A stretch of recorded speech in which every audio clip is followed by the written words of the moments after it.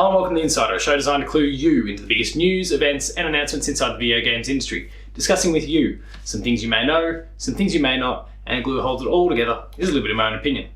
My name is Paul James, thank you very much for watching, and let's kick the doors down because it's episode 100 of The Insider. Let's go.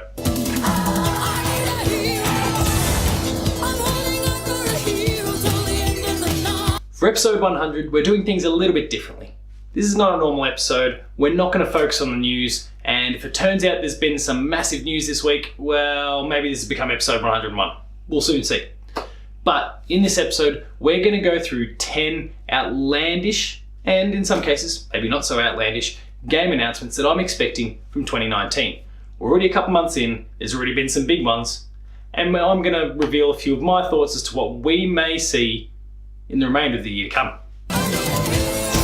We're counting down to number 10 here. Now we're going to keep these things nice and brief. Number 10 is the new Harry Potter RPG. Now I know things were kind of leaked, so I'm half cheating a little bit here, but this is the year where this game gets announced and maybe released, but that's fairly unlikely. We're going to see the game announced. We know that it exists. October 2018, we were talking about the fact that there was some leaked footage from some QA testing that got out. It's an RPG. It's not a Rocksteady game, but there's plenty of reasons to be excited. It looks cool. We're going to see it sometime around E3, I'm sure. Hopefully the game comes out the following year, maybe an early next-gen title, who knows. But get excited. Harry Potter games of this sort of caliber don't come along very often. This one's looking like it could fit the bill as a really excellent title. Get excited, cross your fingers, let's go.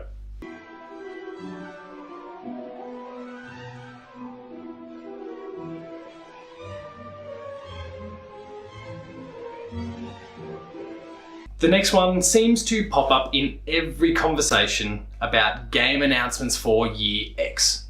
And surely 2019 is the year where we get the announcement for Borderlands 3. Gearbox has been stewing on this thing for a long time. There's been some controversy that's followed Randy Pitchford and the studio over the course of the last few months, and what better way to put all that to rest, and for gamers who really, at the end of the day, don't care that much for the politics of game development, to just move on, focus on the next big thing by releasing some footage, anything, for Borderlands 3. This year's got to be the year. The game's been in gestation for a long time. It's now been close to 2 years since we saw that GDC demo, that footage, that concept sort of idea that we saw a couple of GDCs ago. It's time to reveal this game, guys. Come on, Randy. Come on, Gearbox. Make it happen.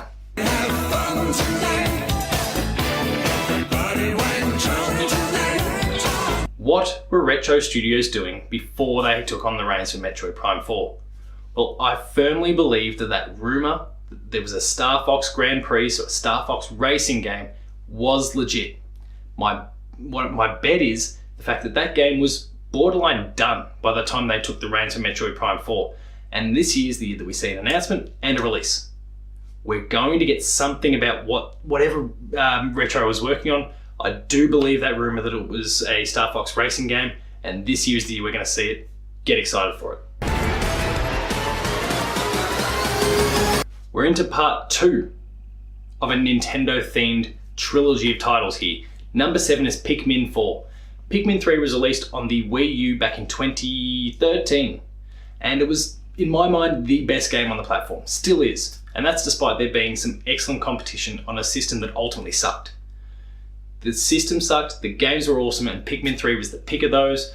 The fact that we've not seen a remaster yet, despite the fact that so many other games have been remastered or ported or whatever and brought to the Switch, tells me that maybe we're not going to get a port of that game, but we're going to get a new one. Miyamoto said quite some time ago that there was a new game in development. I don't believe that was Hey Pikmin that came to the 3DS maybe a year or so later. We're due for a new core Pikmin game. The Switch would be perfect for it. This year, at E3 hopefully, is the year that we get that announcement. Please, Nintendo, make it happen. I love Pikmin, I want more of it. Part 3 of our Nintendo trilogy of announcements here is Mario & Rabbids 2, whatever that is. Kingdom Battle, something else entirely, who knows. But the Mario & Rabbids game was a surprise hit a couple years ago when it released. I don't think anyone expected, myself certainly included, didn't expect the success that this game actually achieved. It's because it was actually awesome. There was so much negativity and pessimism and skepticism about this game when it was first revealed, and then it turned out to be incredible. And I'm buying into the fact that Ubisoft and Nintendo are working together to create another Mario plus Rabbids game. Whether that is a tactics game like what we saw in the form of Mario plus Rabbids Kingdom Battle remains to be seen. But we're going to get something else because it's clearly a formula that works. It's a partnership, it's a dynamic that works. We're seeing them work together with Starlink and Star Fox. There's got to be something. Let's hope that a sequel to Mario and Rabbids is exactly what's on the way.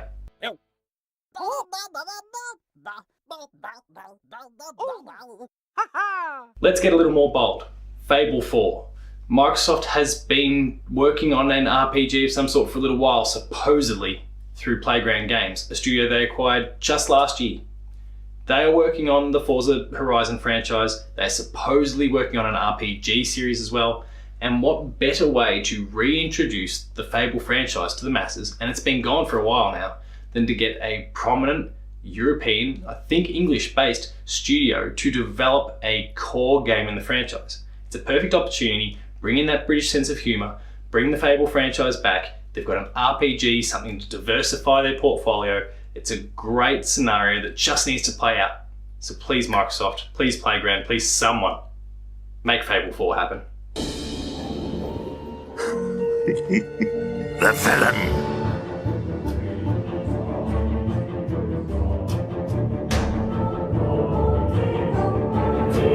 So I'm not 100% sure if we're going to get a new Rocksteady game announcement this year. I know that there's been lots of speculation. I know that there's been some teasers out of the studio that they're hitting certain milestones, and that's great. We may get an announcement from them this year, but it's not going to be Batman related. And the thing is, I'm still expecting a Batman related announcement this year as well.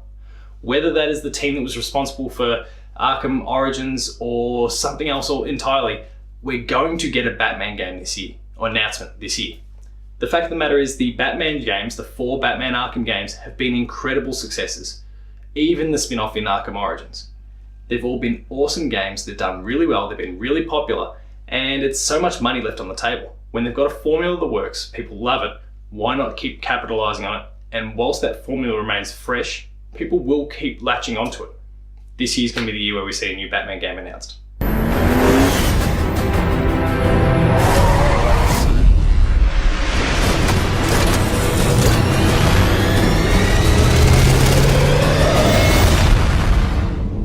Not really a genre or franchise for me, but Bloodborne 2 is coming.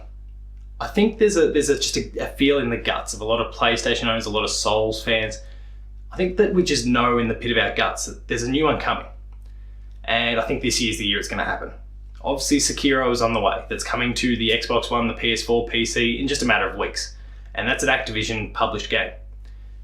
But Bloodborne is owned by PlayStation.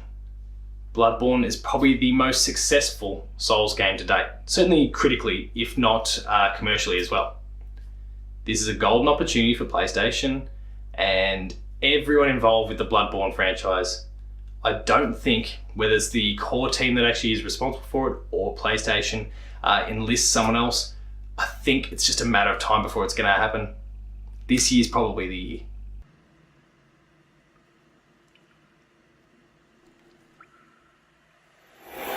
We're up to number 2, and we're going bold with number 2 and number 1 here. The first one that I've got here is Final Fantasy 16. The drought between announcements of titles is the longest we've ever seen for a Final Fantasy game. 15 came out in 2015, 13 came out and we were already getting teasers. Well, we ultimately knew what 15 was because it was versus 13. 12 came out, we already had a million different games on the way. We knew about so many different Final Fantasy games, and then now all of a sudden, we've gotten all this DLC for 15, and it's just ended recently with the Arden DLC. But we haven't seen a new core Final Fantasy game announced.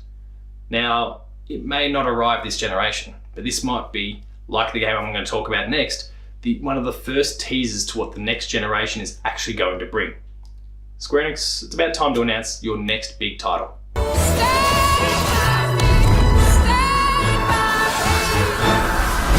And so, my number 1 predicted announcement for 2019 in the gaming business is Horizon 2, or Horizon Zero Dawn 2, whatever it's called. I don't think this is going to be a super extravagant announcement. we're going to get a little tease, presumably at a PSX or some other event, because we know PlayStation's not going to E3. And the thing about it is, we're not going to see available on PS4 Pro or any of that sort of stuff. This is going to be a little stealth drop during the conference, for example. The game is revealed. We maybe even get a formal proper name with its subtitle and all that sort of thing, but we don't see PS4. We don't see anything like that. This is in fact the first tease of the next generation. Now that can spin off into a whole other conversation about when's the PS5 going to roll out, and you can go and check out Patched and Insider and my guest appearances on other podcasts for a lot more detailed opinion on when I think the next generation is going to begin. But I think Horizon 2 is going to be what kicks it off, and we may not even realise it at the time. But we're going to see a new Horizon game, so you should be excited for it. The storm is coming.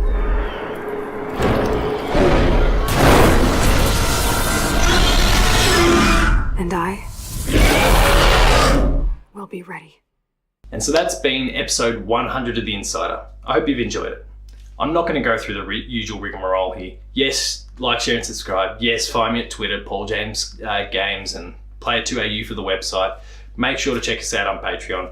Visit the website, player2.net.au. I don't want to dwell too much on that this time. I've done plenty of promotion. I want to spend this last minute thanking you for everything you've given me over the course of the last 100 episodes of this show. The show was designed to be weekly, but then when big news has dropped, when E3 has come along, when it gets to the end of the year and there's some craziness there, you guys out there have prompted me to go out and do more episodes. You've excited me and enthused me to get behind this camera, develop my skills, hopefully create a show that's getting better and better every single week, but that's debatable. You are responsible for me getting here, doing this, being excited to do this, feel more comfortable in front of a camera. It's been 100 episodes. I can't wait to produce the next 100. Hopefully, again, they are better and better every time. Hopefully, you are getting something from them. And until next week, thank you very much again. I'll see you later.